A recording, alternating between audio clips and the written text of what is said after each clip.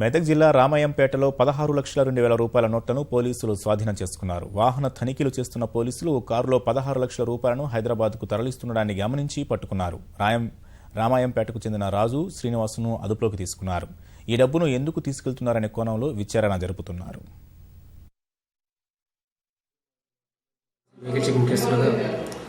రామాయంపేటకు సంబంధించినటువంటి ఇద్దరు వ్యక్తులు, మన బంధువుల రాజు మరియు మాసం శ్రీనివాస అనే వ్యక్తులు కారులో హైదరాబాద్ వైపు వెళ్తుండగా వారిని ఒక కారును ఆపి తనిఖీ చేయగా అట్టి కారులో వారితో పాటు ఒక 16 లక్షల రూపాయల వరకు కొత్త నోట్లు లభ్యం కావడం జరిగింది.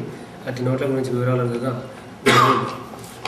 రామాయంపేటకు సంబంధించిన కోవూరి వెంకటరామ లక్ష్మణ్కు సంబంధించిన డబ్బులు గంగం సంతోష్కి ఇవ్వాల్సినవి ఉన్నాయి. అట్టి డబ్బులను తూప్రంలో గంగం సంతోష్కి ఇవ్వాల్సిన దానికి సంబంధించిన డబ్బులు తీసుకుని వెళ్తున్నాం అని చెప్పి చెప్పడం జరిగింది.